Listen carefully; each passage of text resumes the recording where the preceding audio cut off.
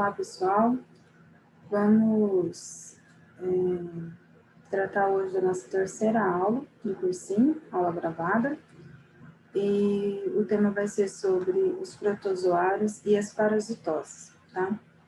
Já foram disponibilizados textos na semana passada e também uma lista de exercícios. Então, essa gravação dessa aula, ela é mais para uma retomada, né, do tema e também uma complementação, tá? Então, é importante a realização da leitura do texto, ver a aula também e realizar os exercícios. Então, tudo isso é bastante complementar, ok? Bom, então, na outra aula, né, na segunda aula, a gente falou um pouco sobre o reino protista, né? E uma característica, né? As características principais dos organismos que fazem parte do reino protista é que todos os organismos do reino protista são eucariontes, né? Ou seja, eles apresentam uma organização celular mais complexa, né? Com a presença da carioteca, que é uma membrana que é envoltória, né, faz um envolto, uma proteção do núcleo, então uma separação do núcleo com o citoplasma, então isso delimita um espaço nuclear e faz um controle, né, a carioteca ela permite um controle da entrada e de saída de substâncias de dentro do núcleo, né. O reino protista, ele é representado principalmente por organismos como os protozoários e as algas. Os protozoários são seres unicelulares, ou seja, eles apresentam apenas uma célula, e essa célula dá conta de promover o metabolismo, todas as atividades necessárias para a sobrevivência do protozoário, e eles também são seres heterótrofos, eles não possuem capacidade de produzir o seu próprio alimento, tá? E também as algas, que podem ser uni- ou pluricelulares e são seres autótrofos, produzem o seu próprio alimento. Hoje nós vamos tratar dos protozoários, né? Então, as características dos protozoários, como eu já disse, eles são seres unicelulares, todos os protozoários são unicelulares, eucariontes e heterótrofos. Os protozoários, eles são divididos, né, existe uma classificação deles em torno da característica de locomoção, né? Então, eles são divididos em organismos ciliados, esporozoários, flagelados ou mastigófaros, risópodes ou sarcodíneos, tá? Então, essa é a classificação, a divisão dos protozoários em relação à sua locomoção.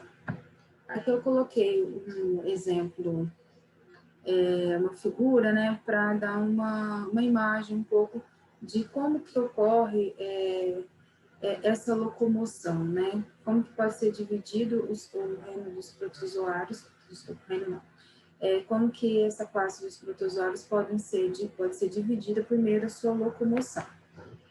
Então, os organismos protozoários que são ciliados, eles se locomovem por meio de filamentos curtos que são provenientes da própria membrana do organismo, que são chamados de cílios, né?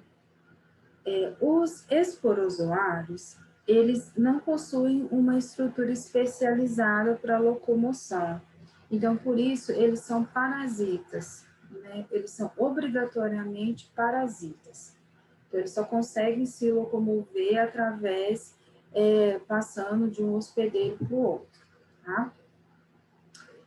Os protozoários que são flagelados, eles apresentam flagelos, né, como vocês podem ver aqui na figura, que seria uma espécie de uma cauda, um chicote, que permite a locomoção deles, principalmente no meio aquoso.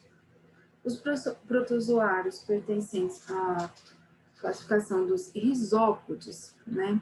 Eles se locomovem a partir de pseudópodes, que são, pode ser o nome de falsos pés, que na verdade são uma projeção da membrana, né, do próprio protozoário, e isso permite a locomoção deles, tá bom? O estudo dos protozoários, sobretudo para a saúde humana, né, ela tem uma relevância ela tem uma relevância, né? Ela é importante porque muitos protozoários, alguns protozoários, eles são causadores de doenças que afetam, então, o ser humano, né? E afetam de uma maneira bastante extensiva, né? Inclusive, assim, a população mundial. Né? E as doenças, né? Muitas, essas doenças causadas pelos protozoários, elas podem ser denominadas, né, de protozoas. O que são as protozoas? Elas são parasitoses causadas por protozoários, né? As parasitoses são doenças causadas por parasitas, né, que têm uma relevância, enfim, mundial, porque elas ocorrem mundialmente, né? E dentro do estudo dessas doenças, as parasitoses, nós temos 4 elementos que são importantes no destaque para poder entender como ocorre uma parasitose, né? Que é o parasita, que é o agente etiológico, ou seja, o organismo, o ser vivo que causa a doença, que pode ser um protozoário, ou uma parasitose também pode ocorrer por meio de um parasita que pertence ao reino animal, como, por exemplo, os plateumintos, que são chamados de vermes achatados, como exemplo a gente tem a tênia, e também os nemateumintos, que são os vermes cilíndricos, por exemplo, a lombriga, né? No caso das parasitoses causadas pelos protozoários, elas são chamadas de protozoas. O outro elemento importante no estudo das parasitoses são os hospedeiros, né? Que pode ser o ser humano ou algum outro tipo de animal, né? O hospedeiro, ele pode ser dividido em hospedeiro intermediário e hospedeiro definitivo. O hospedeiro intermediário, ele apresenta o parasita, né, na sua forma larval, né, sua forma mais imatura. E o hospedeiro definitivo, ele possui o parasita na sua forma mais madura. Os parasitas, eles podem ser também divididos em parasita monogênico ou parasita heterogênico. O parasita monogênico é aquele que parasita apenas um tipo de ser vivo. E o parasita heterogênico é que ele pode parasitar vários tipos de seres vivos. Um outro ponto importante no estudo das parasitoses é a transmissão, ou seja, a maneira como que da entrada e saída do parasita do hospedeiro. Como que esse hospedeiro também ele possui essa capacidade de transmitir, enfim, esse parasita para outros hospedeiros, né, para outros seres. E essa transmissão, ela pode ocorrer de uma maneira que o hospedeiro tem um contato direto já com o parasita, né? Ou também pode ocorrer por meio de vetores, né? Então, um vetor faz essa transmissão, vamos dizer assim, esse tráfego, né? A transição do parasita de um hospedeiro para o outro, do hospedeiro intermediário para o hospedeiro definitivo ou vice-versa.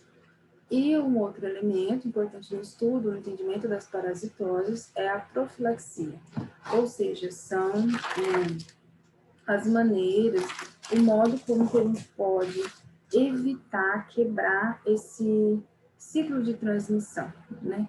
Evitar de pegar a parasitose, ok? Então, aqui, como eu já tinha falado, as parasitoses causadas por protozoários são chamadas de protozooses. Na aula de hoje, a gente vai falar sobre 3 parasitoses, né, protozooses. Existem mais, mas essas são, assim, principais, né, que costumam cair bastante no vestibular. Então, nós vamos falar sobre a amebise, a doença de Chagas e a malária. A amebise é uma parasitose causada pelo protozoário Entamoeba stolística, que é um protozoário risópode, ou seja, que ele se movimenta por pseudópodes, tá? Ele é um parasita, Entamoeba stolística é um parasita monogênico, né? E ela vive principalmente no intestino grosso do ser humano, né? Ela pode se apresentar, a forma dela pode se apresentar de 2 maneiras. Uma forma que é chamada de trofozoito, que é uma forma mais ativa, apresenta uma atividade metabólica e reprodutiva, e também o cisto, que corresponde a uma forma mais inativa, resistente, com uma atividade metabólica mais restrita, né, mais baixa atividade metabólica. Ele apresenta, o cisto também apresenta um envoltório protetor. E isso faz com que ele consiga se manter mais resistente no meio ambiente e assim, dentro de vários tipos de condições do meio ambiente, tá? Então, a Entamoeba stolística, que é esse protozoário causador da amebise, normalmente ela vive no intestino grosso do ser humano e ela pode se comportar de maneira que nós chamamos de comensal, ou seja, ela pode se nutrir dentro do intestino grosso apenas de restos, né, presentes no intestino, sem prejudicar o hospedeiro, sem causar nenhum tipo de dano ao hospedeiro. No entanto, existem algumas cepas, algumas variedades da Entamoeba stolística que pode ter uma atividade mais agressiva, né? Ela pode atacar a parede do intestino e por meio desse ataque ela pode provocar lesões no intestino, gerando hemorragias, né? Várias lesões no intestino grosso, e ela também pode migrar do intestino grosso para outros órgãos, né? E, através disso, ela vai causar danos à saúde. Deixa eu ver se eu consigo, tirar isso aqui, colocar aqui, para não atrapalhar a imagem. Aqui. Então, o agente etiológico da amebise é a Entamoeba stolística, né, que é um protozoário. Ela pode estar nessas 2 formas, ou trofozoitos ou cisto, e ela pode ocorrer, né, pode causar a amebise, pode ser de forma intestinal ou extraintestinal. Na forma intestinal, a ameba, ela se instala no epitélio do intestino, então ela causa lesões nesse epitélio, né? E a amebise de forma extraintestinal, ela migra do intestino para outros órgãos, como os pulmões, o sistema nervoso, o fígado, causando lesões a esses órgãos, né? A forma de transmissão, ela pode ocorrer de maneira, a gente fala transmissão passiva, que é pela ingestão de águas e alimentos contaminados com cisto, né, com a forma mais resistente, em ambientes desfavoráveis, e também com a água e os alimentos contaminados com os trofozoitos, que é a forma mais ativa, né? Essa transmissão, né, esse ciclo de transmissão, ele tem muito a ver com o ambiente que a pessoa vive, com os hábitos, né, da pessoa. Então, quando a gente se alimenta de água que não é tratada, não é filtrada, os alimentos, frutas, verduras que a gente não lava, né? Então, nessas frutas, nessas verduras, nesses alimentos, podem ter os cistos ou os trofozoitos da entamoeba histolítica, e isso pode entrar em contato com o nosso organismo, né? Essas cepas, essas variedades mais agressivas, elas vão causar lesões no organismo humano, tá? Os sintomas, né? Os sintomas e algumas características da entamoeba histolítica no nosso organismo.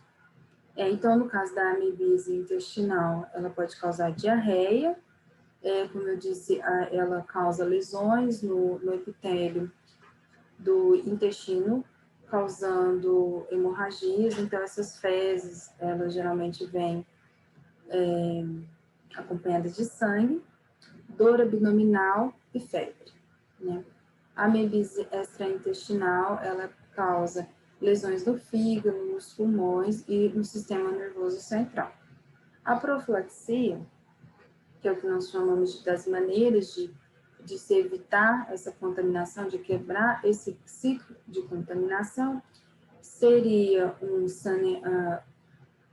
uma organização de um saneamento básico mínimo, né, que seria as pessoas terem água e esgoto tratado, né, um sistema de água e esgoto, um tratamento da água e do esgoto, né, também higiene das mãos e dos alimentos e o tratamento dos doentes, né? Então, isso ajudaria, é efetivo na quebra desse ciclo de transmissão da amebise, ok? Uma outra parasitose causada pelos protozoários é a doença de Chagas, tá? O agente etiológico, o agente causador de doença de Chagas é o protozoário Trypanosoma cruzi. Ele é um protozoário flagelado, tá? O Trypanosoma cruzi, ele pode parasitar tanto o homem quanto outros animais. Por exemplo, o tatu, o cão, o gato, o gambá. E a transmissão do Trypanosoma cruzi de um hospedeiro para o outro, ela ocorre por meio de um vetor, que é um inseto, que é conhecido por barbeiro, né? Esses insetos, o inseto barbeiro, ele geralmente fica, né, em casas que tenha construção de madeira ou pau a pique. Essas moradias de madeira, geralmente elas têm paredes que apresentam frestas e, né, o inseto barbeiro fica acomodado, ele fica abrigado nessas frestas, né? O barbeiro, ele apresenta hábito noturno, tá? E como que ocorre? Esses insetos, eles picam as pessoas sugando seu sangue, né? E muitas vezes, ao realizar essa picada, né, esse inseto, ele também elimina as fezes perto da picada. E essas fezes, elas, se o inseto tiver picado uma pessoa, né, um animal que tenha o protozoário Trypanosoma cruzi dentro dele, então ele vai ser o vetor, ele vai carregar esse protozoário e vai eliminar ele através da sua fezes. Então, quando ele pica uma pessoa que não está doente, perto da picada, ele elimina as fezes deles e nessas fezes pode ter o Trypanosoma cruzi. Quando ele pica a pessoa pode se coçar. E quando ela se coça, ela acaba causando algum tipo de lesão na sua pele. E daí, através disso, o Trypanosoma que estava presente na fezes do barbeiro, ele vai entrar em contato com as lesões e vai entrar na circulação sanguínea da pessoa, né? Então, ele vai ingressar na corrente sanguínea da pessoa e vai se alojar em algumas células, né? Tem a capacidade de se alojar em algumas células. No organismo humano, o tripanossoma, ele parasita diversos tipos de células, né? Como as células musculares, as células lisas e esqueléticas, as células cardíacas, além das células do sistema nervoso. Então, ao parasitar essas células, ele vai realizar vários tipos de lesões, de danificações, de modificações nas células desses órgãos e, consequentemente, também modificações no funcionamento desses órgãos, né? Um dos sintomas, né, da doença de Chagas é febre, mal-estar, um inchaço, pode ocorrer inchaço no olho, vermelhidão no local da picada, dor de cabeça, aumento do fígado, aumento do coração, pela questão das alterações que ele vai causar nas células, em determinadas células. Então, assim, se ele se localiza, se ele fica abrigado nas células cardíacas, então ele vai modificar o funcionamento dessas células, do órgão, do coração, ele vai causar um inchaço no coração, tá? Em relação à profilaxia da doença de Chagas, como que a gente pode evitar, né, o contato com o tripanossoma, tá a questão das melhores condições de moradia, né? Então, que as casas sejam feitas de madeira, pau-fique, a maneira como a casa seja feita de não deixar frestas, para que o vetor, no caso o barbeiro, ele possa se abrigar, né? Também o cuidado com o organismo, com a pessoa, em relação ao contato com o barbeiro, né? Então, o contato com esse inseto, por exemplo, às vezes, utilizar em locais endêmicos da doença de Chagas, utilizar umas mantas, na verdade não é manta o nome, mas telas para evitar a entrada de insetos, né?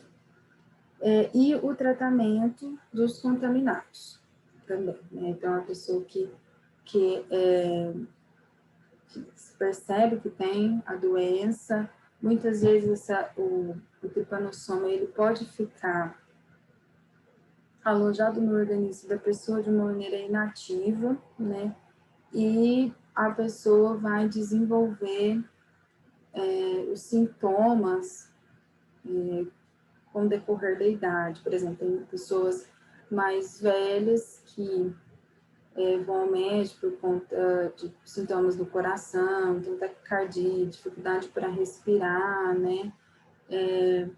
E elas vão ao médico e elas descobrem que elas estão com inchaço no coração ou algum outro sintoma. E quando se pesquisa, né, quando se investiga o local de moradia, até mesmo o local antigo que elas moravam, né, dá para perceber, existe a possibilidade que a pessoa tenha tido contato com o tripanossoma. E também na questão dos exames que são realizados, né.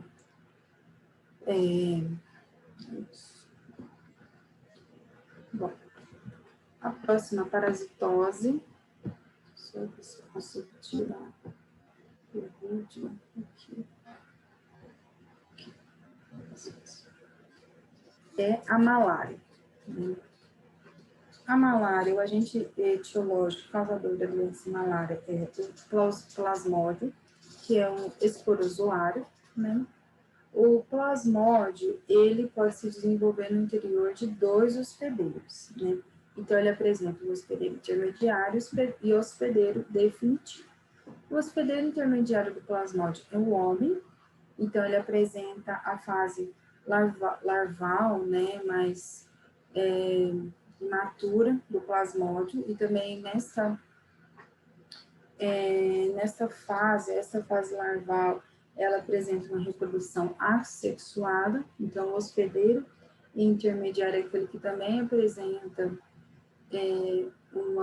a reprodução assexuada do parasita, e o outro hospedeiro do plasmódio é o mosquito prego, né, que apresenta a fase mais madura do plasmódio com uma reprodução sexuada.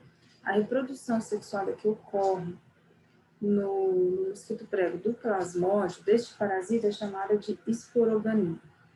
E a reprodução assexuada que ocorre no ser humano, do plasmódio, é chamada de esquizogonia. Então, como que ocorre a transmissão? A transmissão, ela ocorre principalmente pela picada do mosquito prego, mas da fêmea do mosquito prego. Tá? Então, a fêmea do mosquito prego pica uma pessoa que pode ter malária, né? E durante essa picada, ela suga o sangue, né, da pessoa, e ela vai retirar os gametócitos, né? O que são os gametócitos? Eles são células que dão origem aos gametas, né? Então, essas células, esses gametócitos do parasita, do plasmódio, está presente nas pessoas que estão infectadas com malária. A fêmea do mosquito prego pica essa pessoa, suga o sangue dessa pessoa e acaba retirando, colocando para dentro do organismo do mosquito os gametócitos, que são as células que dão origem aos gametas. Dentro do mosquito prego, da fêmea, né, os gametas, eles se unem e eles vão se alojar na cavidade estomacal do mosquito prego, tá? E essa união dos gametócitos, eles vão formar o zigoto. O zigoto é uma célula diploide, ou seja, elas são células que possuem dois conjuntos complexos de cromossomo, né? Dentro da cavidade intestinal do mosquito, o zigoto do plasmódio, ele sofre meiose.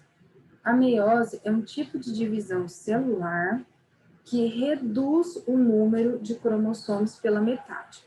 Então, o zigoto, ele apresentava esse conjunto, dois conjuntos de cromossomos, e com a divisão da meiose, cada zigoto passa a conter um conjunto de cromossomos. Né? Este processo que ocorre, então, com o plasmódio na cavidade do intestino, né, da cavidade do estômago, desculpa, do mosquito prego, ele é chamado de esporogonia. E ela gera células chamadas esporozóitos. Tá? Os esporozóitos, vários esporozóitos são formados, tá? E eles se espalham por todo o organismo do mosquito prego. E eles vão até eles alcançarem as glândulas salivares.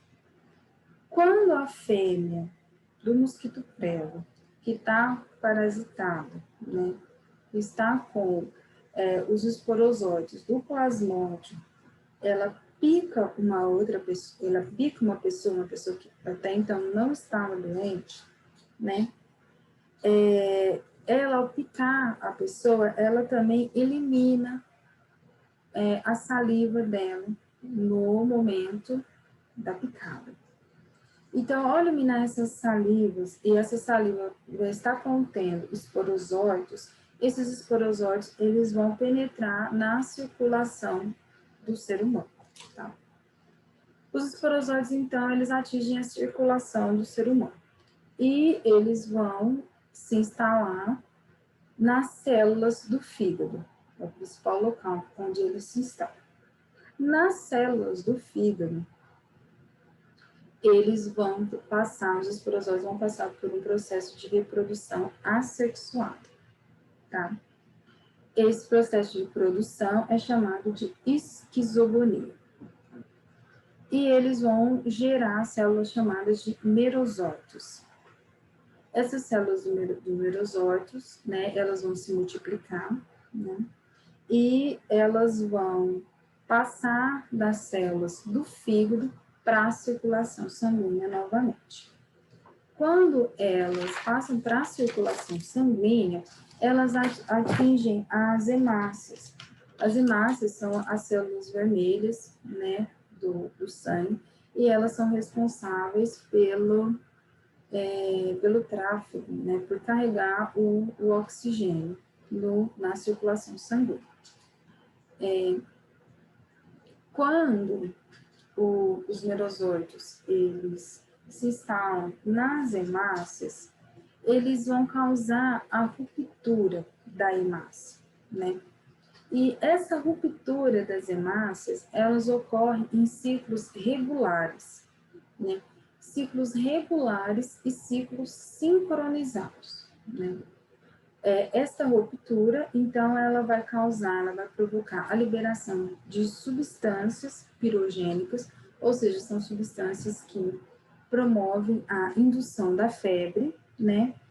Então, quando as hemácias são rompidas pelo merosóide do plasmódio, elas se rompem e ocorre a febre. E a febre pode ocorrer de 39 a 41 graus, né? Pode ocorrer também calafrio, suor e calor.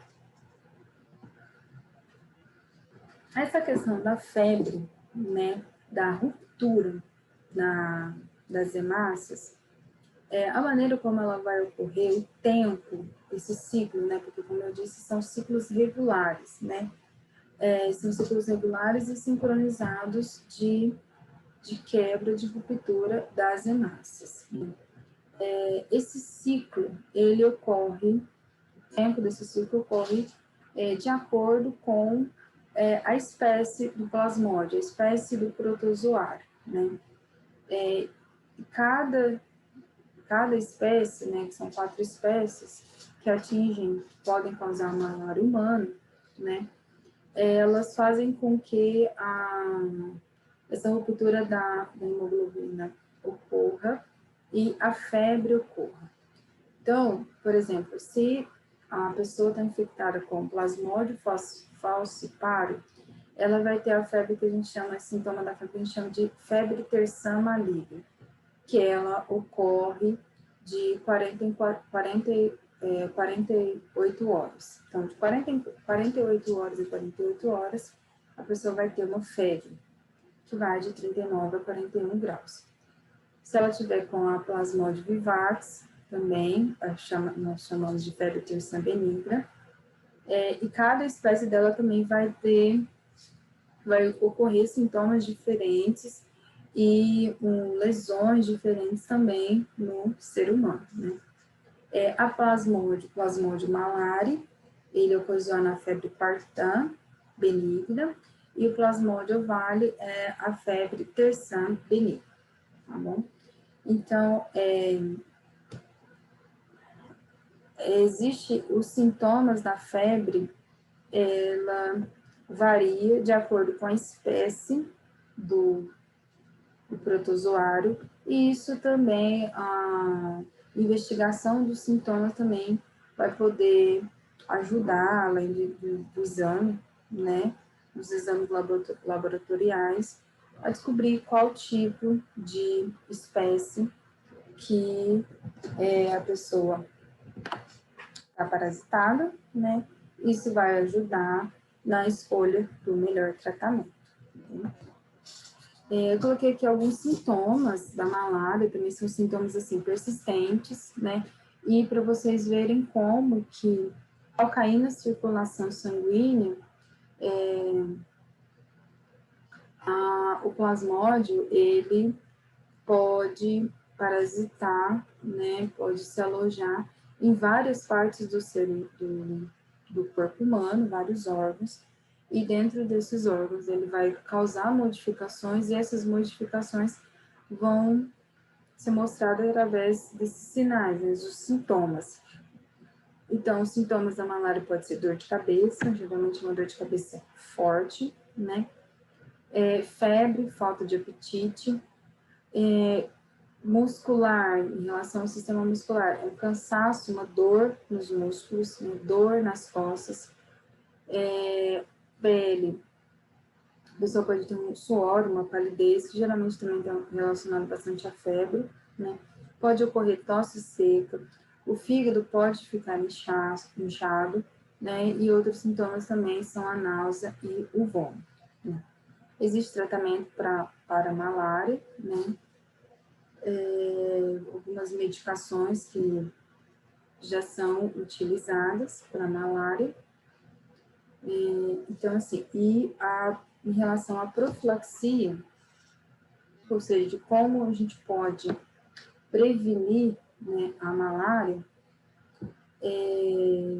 aqui nessa imagem está até escrito, né, saúde do viajante, porque existem alguns lugares que eles são endêmicos, ou seja, ele tem a presença do protozoário, principalmente desse vetor do hospedeiro, que é o mosquito prego, né? Muito presente, até mesmo pelas condições ambientais e climáticas, né? A maior parte dos casos de malária estão presentes na região amazônica, né? Da Amazônia. E por isso, geralmente, quando uma pessoa viaja, vem da Amazônia, ela precisa também de ter alguns cuidados, de tomar vacina, enfim. Em relação às medidas para prevenir, né, a profilaxia da malária, é importante que nessas áreas de transmissão, então nesses estados, né, nessas regiões em que a malária que ela é mais presente, é importante que as pessoas estejam atentas aos horários de maior atividade do mosquito, que são os vetores, né,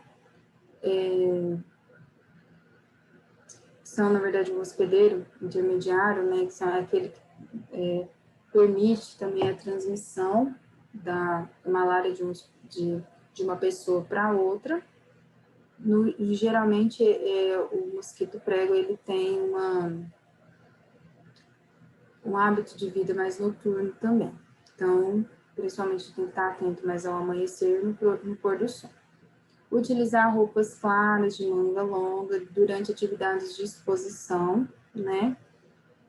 Nas áreas de risco, é importante estar bastante atento às condições de acomodação, então, não dormir ao ar livre, onde pode ocorrer a maior probabilidade de você ser picado pelo mosquito. Você também está sempre utilizando repelente, né? Ter uma atenção ao surgimento dos sintomas, para também procurar o serviço de saúde. Então, febre, dor no corpo, dor de cabeça. Então, no caso, né, se a pessoa estiver também nessas áreas mais endêmicas, é importante procurar o serviço de saúde mais próximo e mais rapidamente, porque quanto mais rápido for o tratamento, menos consequências em relação à doença a pessoa pode ter, ok? Bom, gente, então, a aula de hoje nós terminamos. Então, ela tratou sobre os protozoários e algumas parasitoses que são causadas pelos protozoários, né?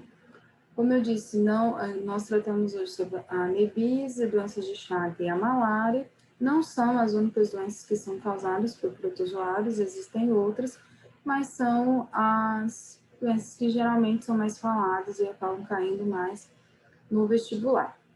Como eu disse, é importante a leitura do texto e também a realização da lista de exercícios, porque são tudo muito complementar, inclusive na lista de exercícios, né, vocês vão poder não só fixar este conteúdo, né, no sentido de pensar, de poder refletir, de poder entender também, mas também de poder, inclusive, pesquisar, porque alguns exercícios, eles acabam dando informações extras, né, e isso é importante.